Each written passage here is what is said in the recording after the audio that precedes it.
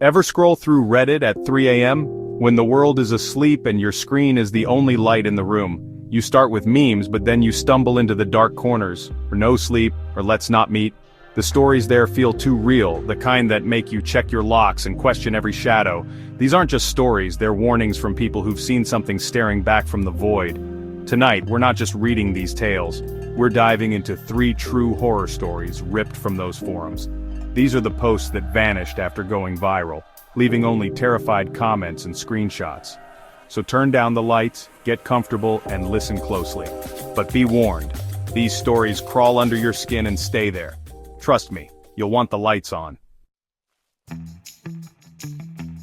Alex, an avid hiker, thought he knew every inch of his favorite forest. He'd spent years exploring its winding trails, memorizing the way the sunlight filtered through the leaves and the scent of moss after rain.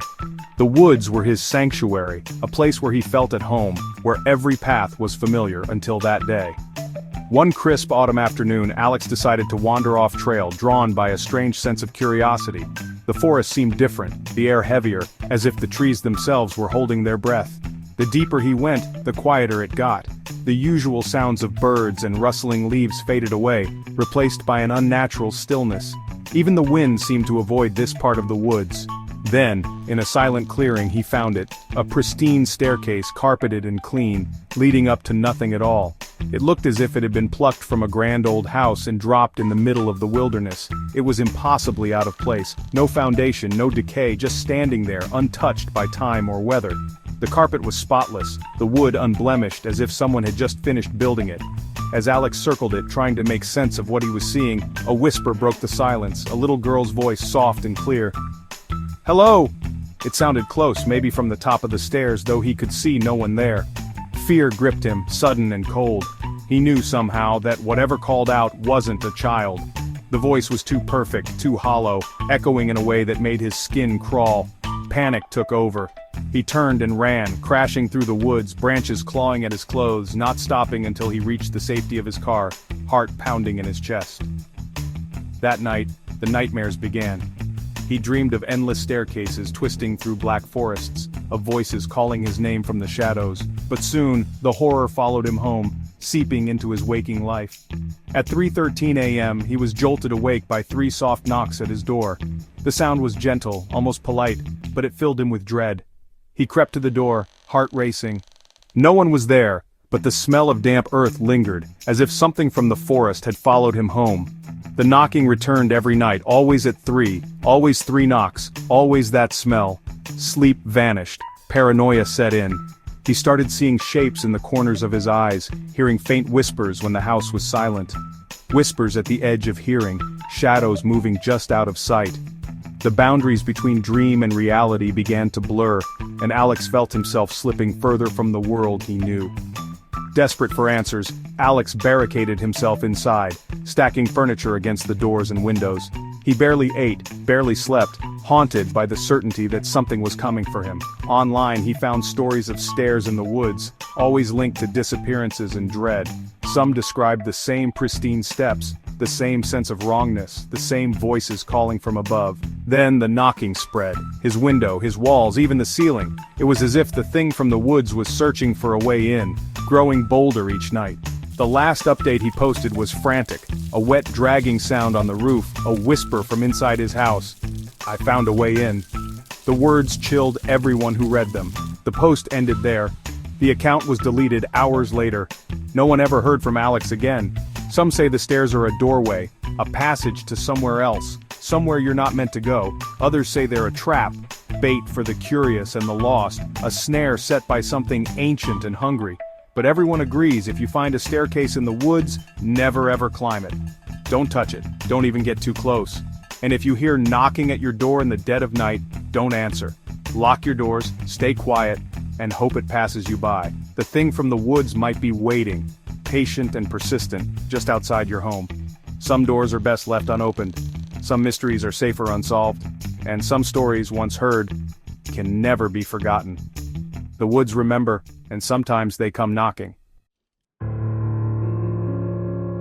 On a chilly autumn night, Sarah and her friends found themselves restless and searching for something thrilling to do at their sleepover. As the clock ticked past midnight, they stumbled upon a strange set of instructions online. The rules for the Midnight Game. A ritual said to summon the Midnight Man, a shadowy entity who would hunt them until 3:33 a.m. The challenge was simple, or so it seemed. Survive the night without being caught. The ritual required a candle, a piece of paper with your name, and a drop of your own blood. Sarah, always the bravest, volunteered to go first. She pricked her finger, let a bead of blood fall onto the paper, and placed it in front of the candle. At the stroke of midnight, she knocked on the door, just as the instructions said. The game began, in silence. The only rule that mattered: keep your candle burning. If the flame went out, you had 10 seconds to relight it. If you failed, you had to quickly surround yourself with a circle of salt for protection. The air felt heavy, as if the house itself was holding its breath.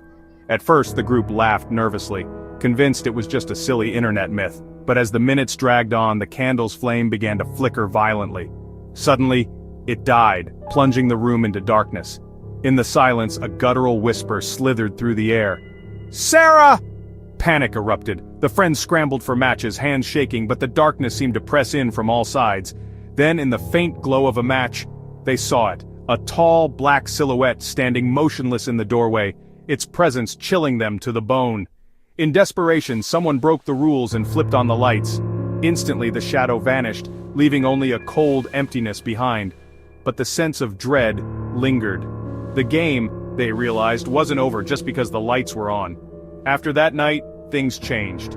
Even after 3:33 a.m., when the ritual was supposed to end, Sarah's ordeal continued. Every night at exactly 12:01, slow, deliberate knocks echoed at her window. Whispers drifted from empty rooms calling her name.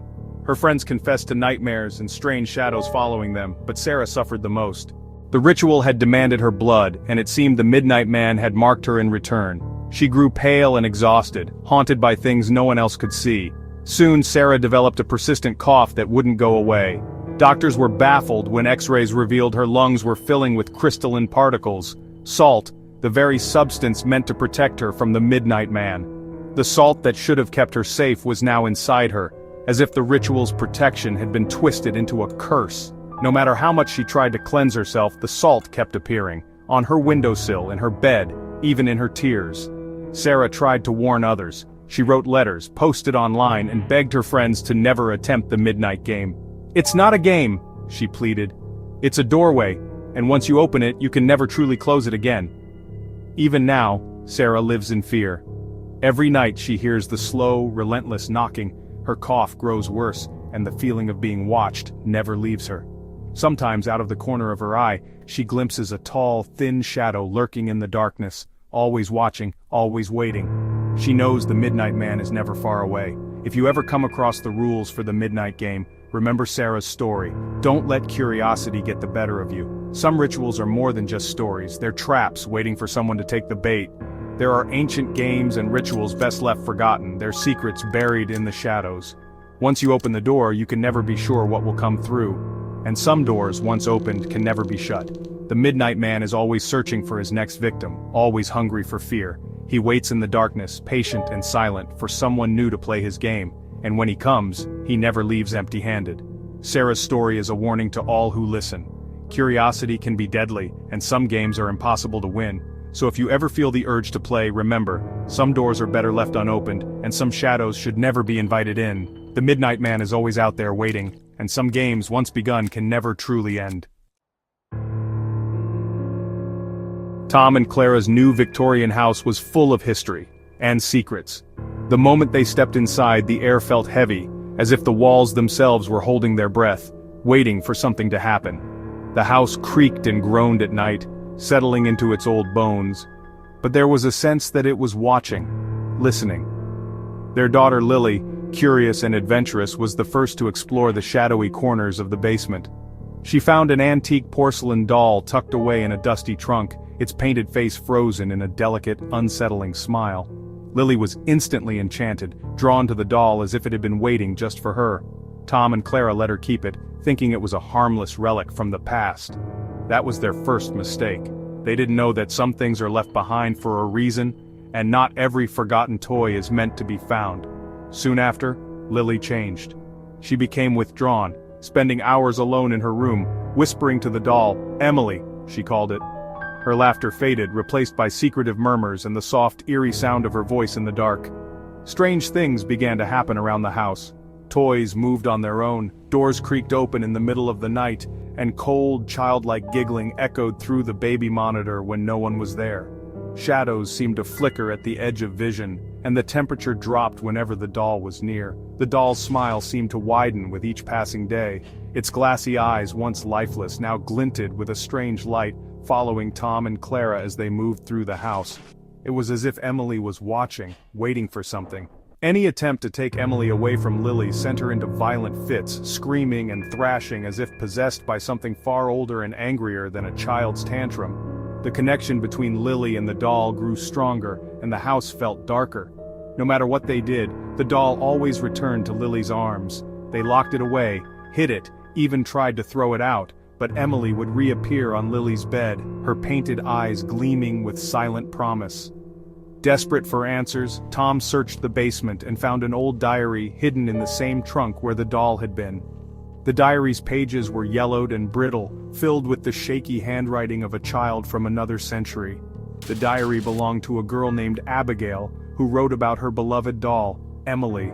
Abigail described how Emily whispered secrets to her, how she hated being left alone, and how strange accidents befell her parents whenever they tried to separate them. After each accident, Abigail wrote, the doll would giggle, a sound that chilled her to the bone. The laughter was never hers, but something else, something ancient and cruel. The diary ended with a chilling warning. Emily hates being alone. She will always wait for a new friend. The words seemed to pulse with a life of their own, as if Abigail was reaching out across time to warn anyone who found the doll. Tom's blood ran cold as he realized history was repeating itself. The same darkness that haunted Abigail's family had found its way into theirs. The doll was not just a toy but a vessel for something ancient and malevolent, a spirit that fed on loneliness and fear, always searching for a new companion. Heart pounding, Tom rushed to Lily's room, desperate to save his daughter from the same fate as Abigail. He found Lily clutching Emily, her eyes cold and distant. She whispered, "Daddy won't read your secrets, I won't let him." Her voice was not her own. The eyes that met his were not his daughter's but something else, something old, hateful, and full of malice. Later Tom posted online saying they were taking care of it. The message was vague, but the fear in his words was unmistakable. He sounded like a man who had seen too much. The account vanished soon after, as if someone, or something, wanted to erase all traces of what had happened in that house. Some objects should stay buried, hidden away from curious hands and innocent hearts. The past is not always meant to be uncovered. If you ever find a doll in a forgotten basement, no matter how beautiful or intriguing it seems, leave it there. Some things are best left undisturbed. Evil waits patiently for a new friend, biding its time in the shadows, longing for someone to pick it up and bring it home. And sometimes it finds one. All it takes is a single touch, a moment of curiosity, and the cycle begins again. The past never really leaves, it just waits to be found. Don't let it in. Some doors, once opened, can never be closed again. Some things are better left alone. Remember, curiosity can awaken what should have stayed asleep. Still think Reddit's just memes and cat pictures? The internet has its dark corners and these stories are just a glimpse. The most unsettling part? These posts vanished after going viral. The accounts disappeared. Coincidence? Or did something silence them? Did Alex open the door? Did the Midnight Man catch Sarah? Did Tom save his daughter? We may never know. So tonight, check your locks. Turn on the lights. And if you hear a strange knock at your door, or a whisper from the dark, don't answer. You never know what might be waiting on the other side. Some doors are best left unopened.